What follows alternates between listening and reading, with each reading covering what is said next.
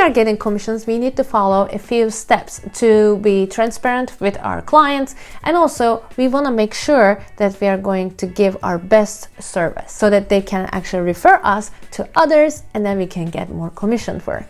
In this video, I will try to tell you which steps to follow so that you will have a clear communication with your clients, and in the end, maybe you will get more referrals. The first one is to be open with your prospective client. Let's say a client asks you, how much are you doing this commission work for? And then you told the price. And let's say the person said, okay, I want to work with you. Then you need to have a set of rules in place to tell them. These rules include, for example, how much money are you going to take up front?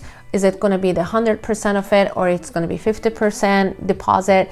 You just choose how much money you want to take up front and tell the person right away, and how they're going to transfer that money via PayPal or a Venmo, and what's the safest way they want to proceed with. The second thing is to ask about revisions. Do you want revisions? I don't allow revisions. I only allow 2 revisions. You have to be transparent about that too. Also, you have to have packages, right?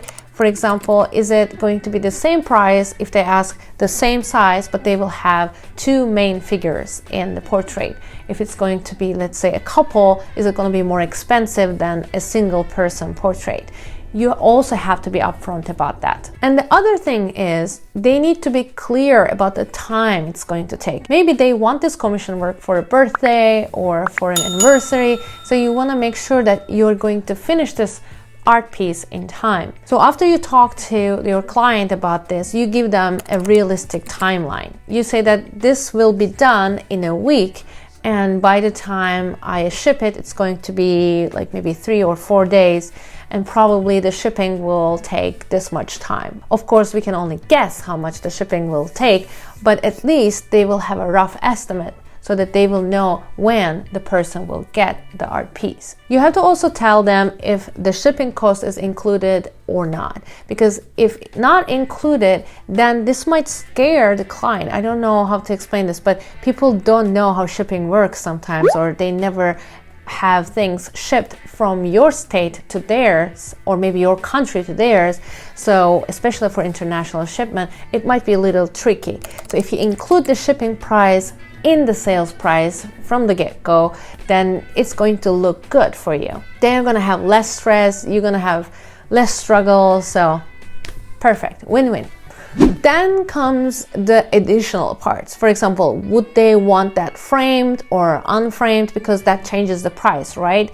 Not only changes price for example, the cost of the frame, but also cost of the shipping changes too when you frame something. Then I think you need to add some additional touches. For example, a note from the artist to the person who this work is going to. Maybe you can say that, oh, I'm happy that my art found its home, or you can say happy birthday from the artist of this piece. I mean, of course it's up to you, but I think it makes it very personable, and I like those kind of personal touches. I also highly recommend you to put a QR code, and when they scan that QR code, they can see your Instagram account or your website or Insta bio or whatever link you linked to that QR code. If you want to take your business one step further, you can also care about the packaging style. You can try interesting packaging, maybe another artistic package that you created yourself. So this might be your signature, and if they like it for their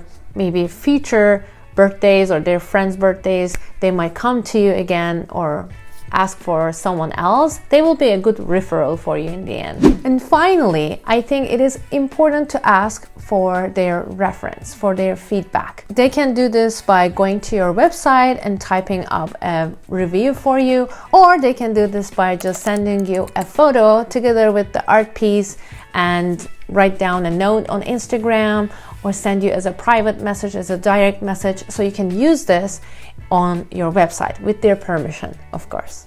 If they don't want you to use their names or pictures on your website, you can ask that if I use your initials, can I use your comment or review on my website? They might say yes. And if they say yes, that's a great way to get a review from someone. That's a perfect marketing tool. After you add this to your website, you can take a screenshot and use it as a post or as stories on Instagram. If you already filmed the stages of that art process, you can add the picture that your customer sent and all that review in one reel, and that's a perfect marketing tool.